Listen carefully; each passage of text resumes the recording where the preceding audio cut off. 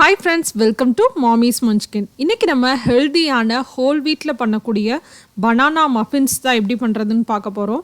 இது வந்து பார்த்தீங்க அப்படின்னா ரிஃபைன்டு சுகர் இல்லை, எந்த விதமான சுகருமே நம்ம இதில் சேர்க்க போகிறதில்ல. அதே மாதிரி ஆயில், பட்டர் இந்த மாதிரி எந்த ஒரு ஃபேட்டுமே நம்ம இதில் சேர்க்க போகிறதில்ல. ஹெல்தியான ஹோல் வீட் பனானா மஃபின்ஸ், அதுவும் சுகர் ஆயில் இல்லாமல் எப்படி பண்ணுறது அப்படின்னு தான் பார்க்க போகிறோம். இன்றைக்கி நான் வந்து அவனில் எப்படி பண்ணுறது அப்படின்னு காமிச்சிருக்கேன். ஏற்கனவே நம்ம thiyonilapradeep கிச்சன் இருக்கு இல்லையா, அதில் எப்படி கடாயில் வந்து கேக் பண்ணுறது அப்படின்னு ஒரு வீடியோ போட்டிருக்கேன். அதே மெத்தடில் தான் நீங்கள் இதுவும் பண்ணணும். ஸோ அதோட லிங்க் வந்து டிஸ்கிரிப்ஷனில் கொடுக்குறேன், செக் பண்ணி பாருங்கள். இப்போ வாங்க இந்த oil free, sugar free whole wheat muffins எப்படி பண்ணுறதுன்னு பார்க்கலாம். இந்த மஃபின்ஸ்க்கு வந்து பார்த்திங்க அப்படின்னா சுகர் எதுவுமே நம்ம எக்ஸ்ட்ரா சேர்க்க போகிறது இல்லை இல்லையா, பனானாவில் இருக்க நேச்சுரலான சுகரை வச்சு தான் நம்ம செய்ய போகிறோம். அதனால வாழைப்பழம் நல்லா பழுத்ததாக இருக்கணும். இந்த மாதிரி பிளாக் ஸ்பாட்ஸ் வந்து நிறைய இருக்கணும். அந்த மாதிரி நல்ல பழுத்த பழமாக எடுத்துக்கோங்க. இது வந்து நான் பார்த்திங்க அப்படின்னா பெரிய வாழைப்பழத்தில் 5 வாழைப்பழம் எடுத்திருக்கேன். இதை வந்து மெஷர்மெண்ட் கப்பில் மெஷர் பண்ணி பார்த்ததுல எனக்கு 2 கப் கரெக்டாக இருக்குது. ஃபேட்டும் பார்த்திங்க அப்படின்னா இந்த பனானா சேர்க்குறப்போ வந்து பார்த்திங்கன்னா நீங்கள் ஆயில் வந்து ஸ்கிப் கூட பண்ணிக்கலாம். அதனால தான் நான் இன்றைக்கி ஆயில் எதுவுமே சேர்க்காமல் உங்களுக்கு செய்ய போகிறேன். நீங்கள் எந்த கேக்லேயுமே அப்படி தாங்க, ஆயிலை வந்து நீங்கள் ஸ்கிப் பண்ணணும்னு நினச்சிங்கன்னா அதில் பனானா சேர்த்துக்கலாம். ஆனால் பனானா ஃப்ளேவர் வரும். அதனால் நார்மலாக வெண்ணிலா கேக் அதிலெல்லாம் நீங்கள் வந்து சேர்த்துக்க முடியாது.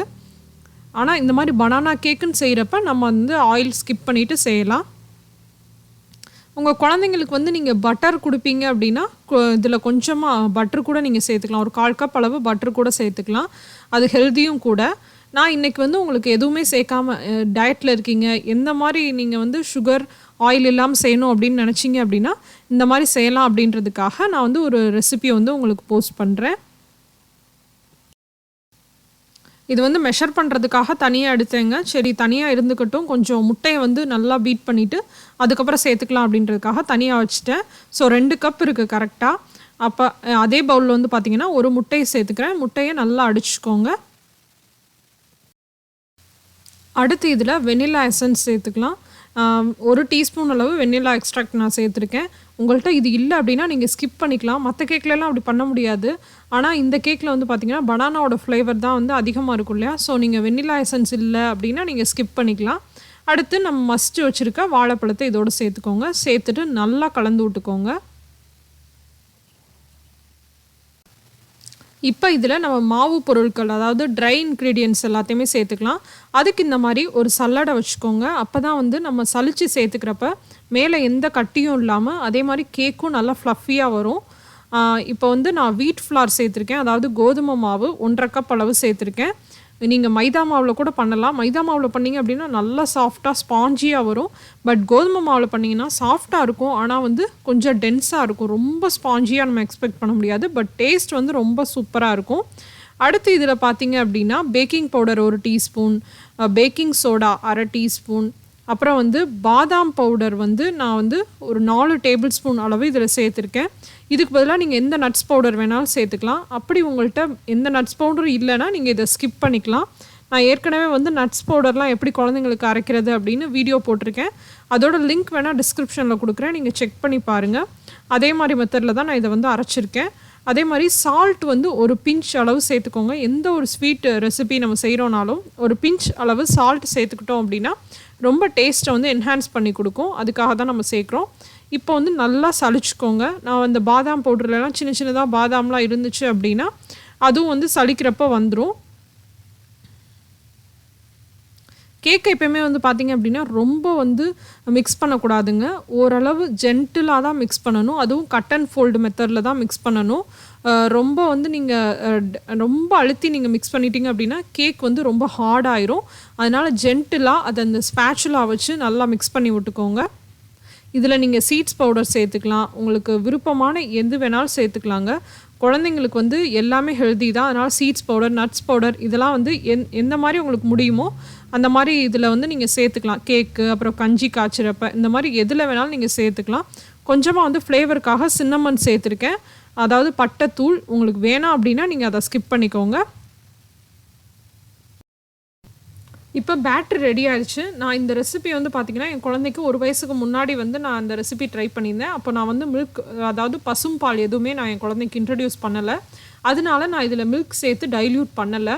நீங்கள் வந்து 1 வயசுக்கு மேலே இருக்க குழந்தை, இல்லை நீங்கள் ஏற்கனவே பசும்பால் கொடுக்குறீங்க அப்படின்னா ஒரு 1/4 கப் அளவு பசும்பால் சேர்த்து இந்த பேட்டரை நல்லா மிக்ஸ் பண்ணி விட்ருங்க. அப்போ வந்து இன்னும் கேக் வந்து ஃப்ளஃபியாக வரும். இப்போ மஃபின் டின்னில் வந்து நான் ஆயில் போட்டு வச்சுருக்கேன். இது வந்து நான்ஸ்டிக் அப்படின்றனால நான் மஃபின் லைனர்ஸ்லாம் போட போகிறதில்ல. டைரெக்டாகவே நம்ம செஞ்சு வச்சுருக்க பேட்டரை இதில் சேர்த்துக்கலாம். சேர்த்துட்டு நம்ம பேக் பண்ணி எடுத்துக்கலாம். நான் ஏற்கனவே வந்து பார்த்திங்க அப்படின்னா அவன் வந்து ப்ரீ ஹீட் பண்ணி வச்சுருக்கேன். 350 டிகிரி ஃபாரன்ஹீட் அல்லது 180 டிகிரி செல்சியஸ்க்கு ப்ரீ ஹீட் பண்ணி வச்சுருக்கேன்.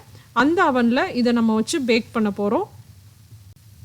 இதில் டாப்பிங்ஸாக நீங்கள் எது வேணாலும் ஆட் பண்ணிக்கலாங்க. நான் நட்ஸ் பவுடர் சேர்த்துருக்கேன் இல்லையா, அதுக்கு பதிலாக நீங்கள் ஒரு கேஷ்யூவோ இல்லை வால்நட் வந்து அதிகமாக பனானா கூட ரொம்ப நல்லாவே டேஸ்ட்டாக இருக்கும். அதை வால்நட்டு இதை பொடி பொடியாக நறுக்கி கூட நீங்கள் சேர்த்துக்கலாம். அப்படி இல்லை 1 வயசுக்கு மேலே இருக்க குழந்தைங்களுக்கு கொடுக்குறீங்க அப்படின்னா சாக்லேட் சிப்ஸ் கூட சேர்த்துக்கலாம். ரொம்ப டேஸ்ட்டாக இருக்கும். இப்போ இதில் வந்து பார்த்திங்கன்னா 20 நிமிஷத்துக்கு நம்ம பேக் பண்ணி எடுக்க போகிறோம் அவனில்.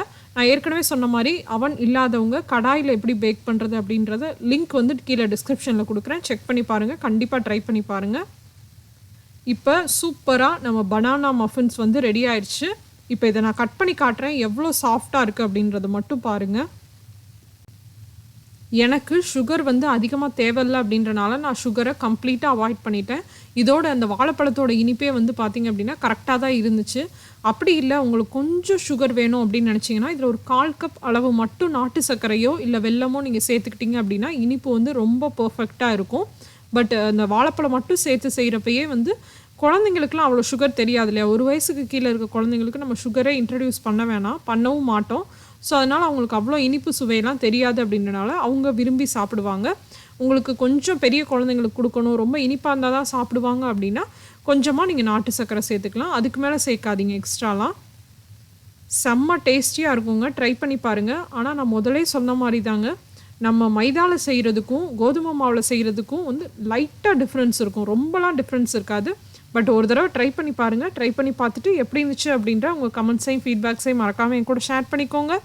இன்னொரு இன்ட்ரெஸ்டிங்கான ரெசிபியோடு உங்கள் எல்லாரையும் சந்திக்கிறேன். அதுவரை உங்களிடமிருந்து விடைபெறுவது உங்கள் தியோனிலா பிரதீப். தேங்க்யூ.